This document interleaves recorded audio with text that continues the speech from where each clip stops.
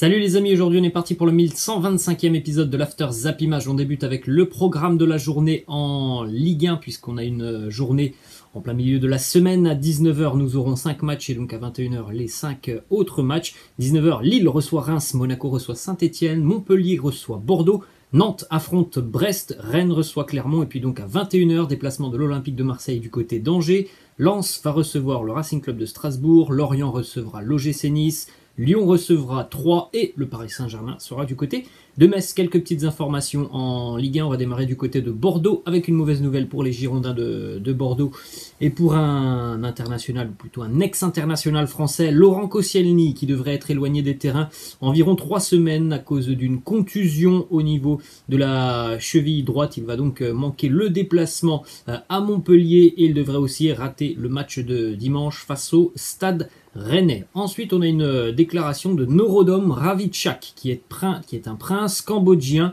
et qui est intéressé par le rachat de l'AS Saint-Etienne. Il nous dit « Je souhaite m'investir à long terme et prendre soin de la SSE. Si nous nous entendons, j'apporterai des moyens suffisants pour réaliser ses ambitions et permettre au club de retrouver sa splendeur. » Il y a actuellement des négociations entre ce prince cambodgien et l'AS Saint-Etienne. Ensuite, on va du côté de Marseille, une déclaration de Jorge Sampaoli sur la concurrence des gardiens de but du côté de l'OM avec le début de saison pour Steve Mandanda. Et puis maintenant, on s'aperçoit que c'est plutôt Pau Lopez qui est, on va dire, devenu pour le moment le numéro 1. Il nous dit la concurrence permettra de savoir qui est le meilleur. Le temps nous le dira. Ensuite, on a une autre déclaration qui concerne Jorge Sampaoli en conférence de presse hier. Les journalistes lui ont posé des questions par rapport au début de saison de l'Olympique de Marseille qui est assez similaire à celui que l'OM avait connu sous les ordres de Marcelo Bielsa. Il nous dit la comparaison avec Bielsa, elle est exagérée, c'est seulement le début.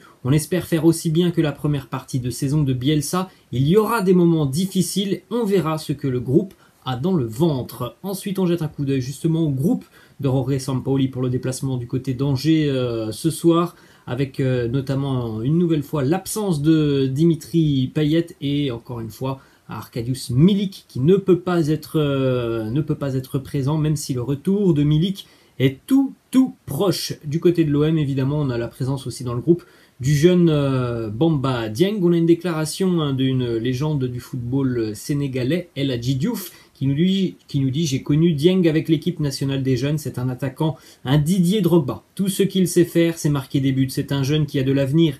L'équipe du Sénégal aussi a peut-être trouvé son grand attaquant. Tout ce que j'ai à dire, c'est qu'il garde la tête sur les épaules, qu'il continue à travailler. Sur 3 occasions, il peut en mettre 2.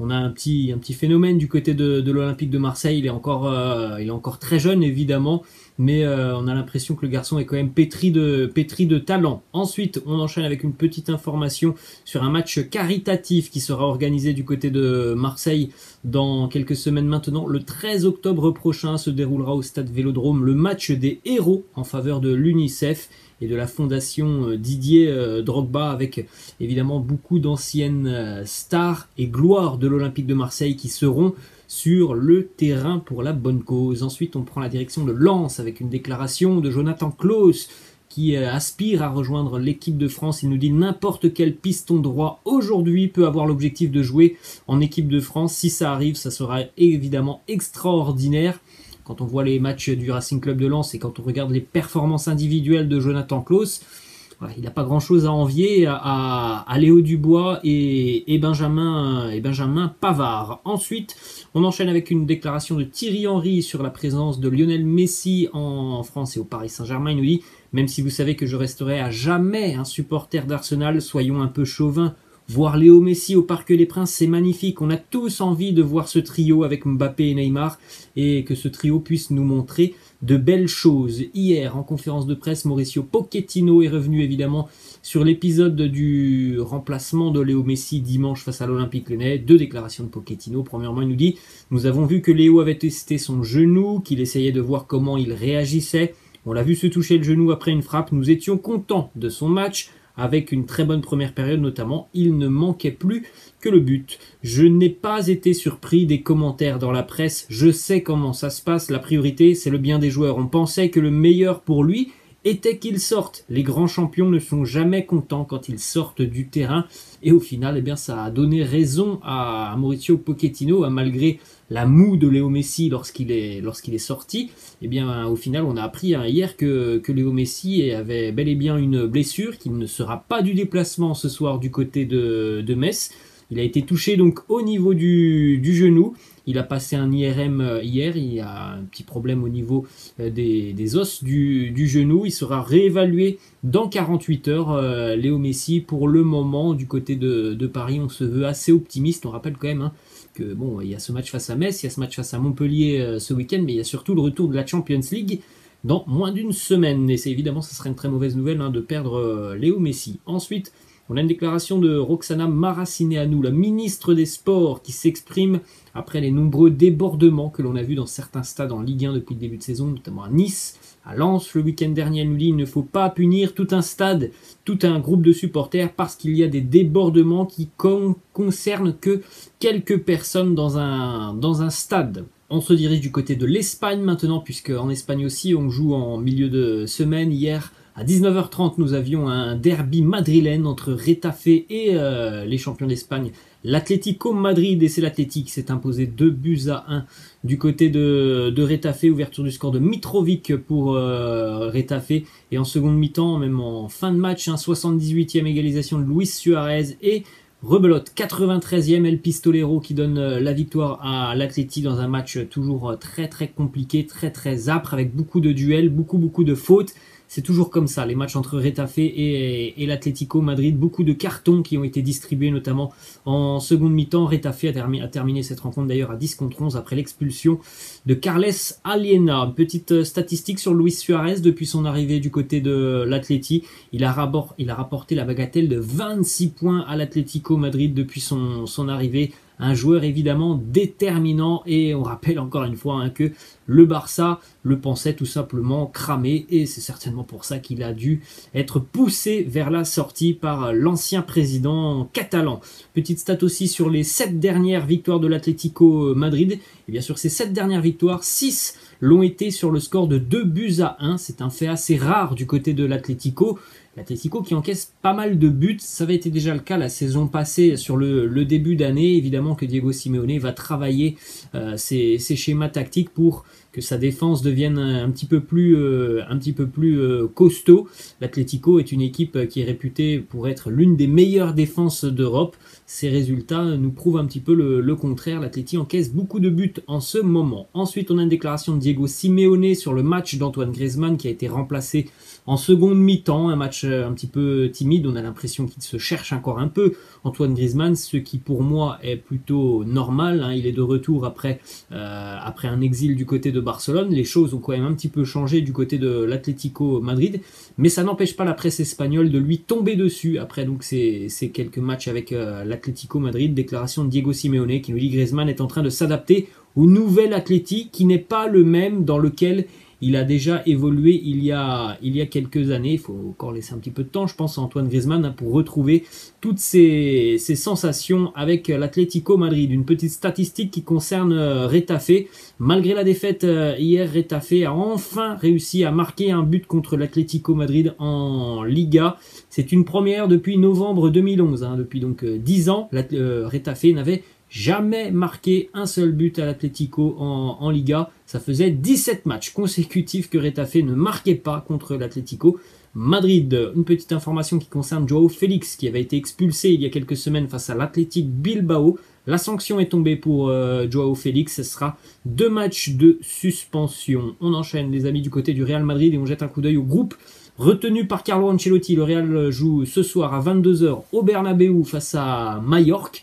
22h donc pour le Real Madrid Majorque avec quelques absents: Marcelo Carvajal, Toni Kroos, Ferland Mendy, Dani Ceballos, Gareth Bale. On a une petite information quand même positive du côté du Real Madrid, puisqu'en conférence de presse hier, Carlo Ancelotti a annoncé les retours de Ferland Mendy, Toni Kroos et Marcelo pour la semaine prochaine. On va prendre la direction des Pays-Bas maintenant et ça concerne aussi un petit peu le FC Barcelone avec pas mal d'incertitudes autour de l'avenir de Ronald Koeman sur le banc de touche catalan et hier Erik ten Hag, l'entraîneur de l'Ajax, a été interviewé et évidemment les journalistes lui ont posé des questions sur ces rumeurs qu'il envoie du côté de Barcelone.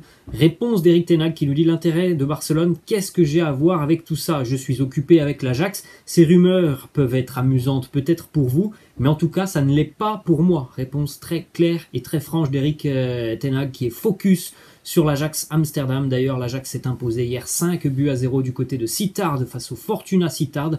Regardez le début de saison exceptionnel de l'Ajax qui a inscrit déjà 27 buts en 6 matchs de Eredivisie, 5-0, 5-0, 9-0, 5-0, 2-0.